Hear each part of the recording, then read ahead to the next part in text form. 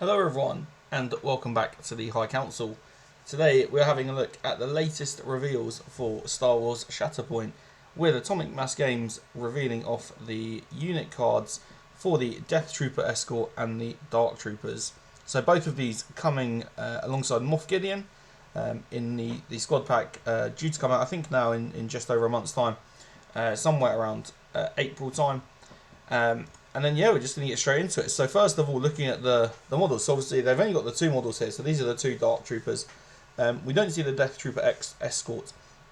But I do really like the models. They are very, they're from the Mandalorian, right? So looking absolutely cool. I'm quite glad that it's a Death Trooper Escort that we get with it, and not like a Dark Trooper Lieutenant or anything like that. So that it adds a bit of a change and a bit of flavour to it. And I'm looking forward to getting these together and painting them up for Star Wars Shatterpoint. So, let me know your thoughts down below. If you do like the videos, check out the other videos. Have a look at my thoughts on Moff Gideon, things like that. I think he's going to really nicely synergise with the Empire.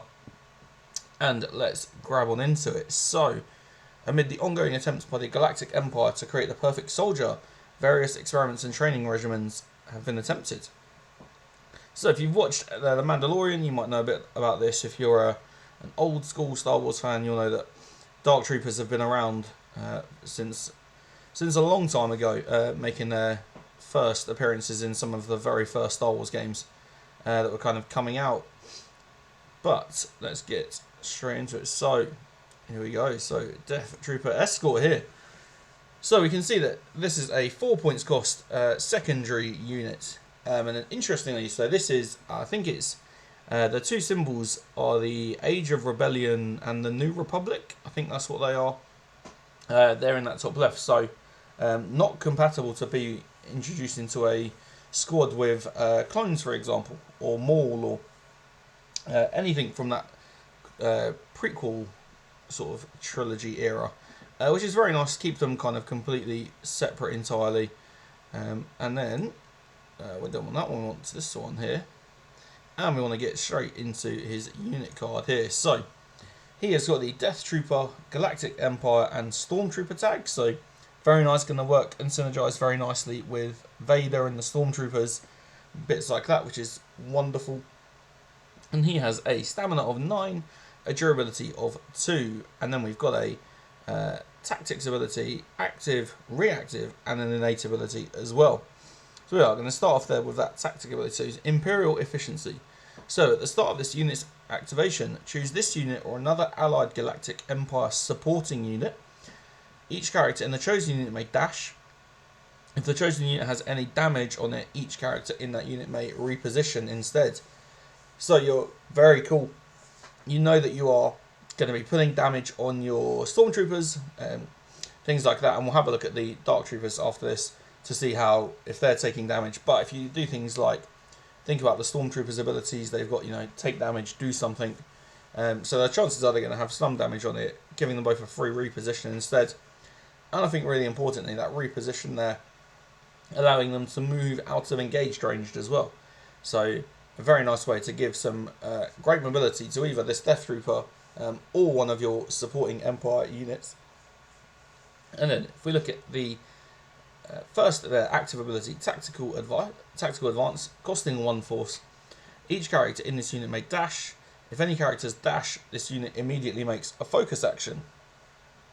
And we can see right at the bottom, if you want a focus action, we are going to then benefit from Sharpshooter as well. So yeah, very similar to some of the other abilities that we've seen along these lines as well.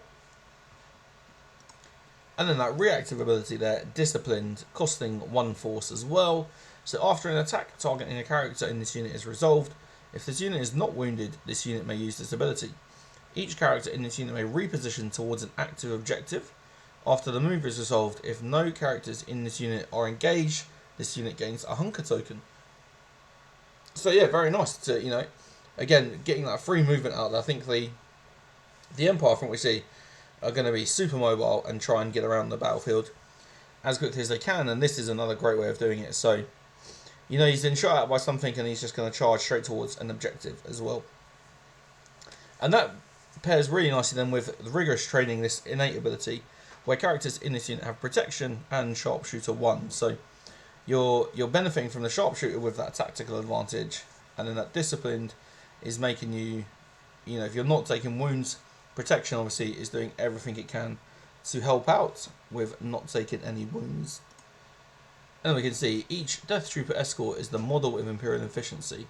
So the tactics ability allows a Death Trooper or a subordinate to dash forward. Glancing blows and scrapes do not turn them. Add to her ability to operate as a vanguard. The Escort can form tactical advance, which we talked about. So yeah. And then if we get onto his stance card here, not this one here. So he is a 7 dice ranged attacker or a 7 dice engaged attacker. So he's got a range 5 attack, and he's going to be rolling 7 dice. And then the exact same there for defense. He's rolling 5 defensively against either an engaged or a ranged attack. And if we look at his expertise is identical for both ranged and engaged attacks, so no particular one of these standing out. So 1 to 2 for both becoming 2 hits, 3 to 4 becoming a crit and an auto damage, and then 5 plus becoming 2 crits and a dash as well. So exactly the same there for those two. And then his defensive expertise, 1 to 2 is becoming 1 block, and then 3 plus becoming 2 blocks as well. So nothing to scream and shout out about there. But there's some very nice offensive expertise, either getting some additional hits or some crits and some damage. And then we've got a very cool combat tree as well to go alongside that. So we've got 2 choices of where we're going to start off with. We are either starting along the top with a strained and a damage, followed by 2 damage, followed by damage and then exposed, followed by 2 damage, and finishing off with a damage and a reposition. So we've got probably the more damaging route along the top there, or that bottom route, which is a bit more tactical, a bit more condition based. So 1 damage and a shove, followed by a damage and the disarmed condition, followed by a damage and a shove, followed by a damage and the pinned condition, and then finishing off with that damage and reposition as well. So potential 7 damage, maximum from your 5 potential hits. You're rolling that 7 dice attacking normally, plus potentially the 1 if you've used the tactical advance, you've got the focus action, you've got sharpshooter, some additional dice being rolled there as well. So the chances are you can probably be getting up to this 4th or 3rd one quite consistently, 4th one probably more frequently than you should be for a secondary. But if you do get all the way and get that final one and that reposition, you are in for a real treat. So yeah, that is the Death Trooper Escort.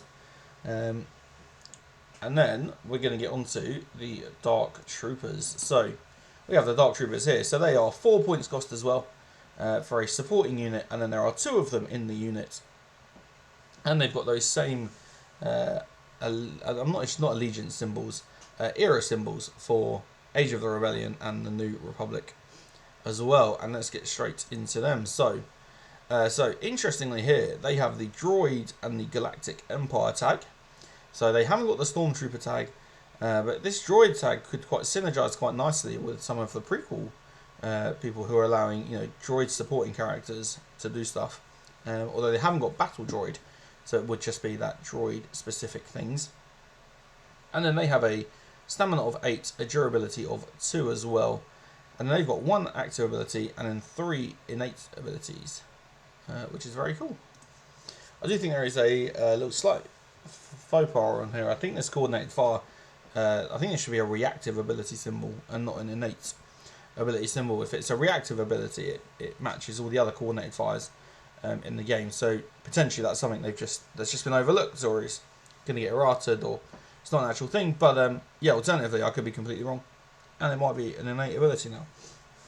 But if we start off with the active abilities, that jump boots, costing 1 force, each character in this unit may jump. Yeah, again, nothing new, we've seen it all before as well. And then we've got coordinated fire. So when a character in another Galactic Empire unit makes an attack as part of a combat action, before dice are rolled, if the target character is within range 5 of a character in this unit, the target unit gains the strained condition. I think this is, yeah, really powerful. Coordinated fire is awesome.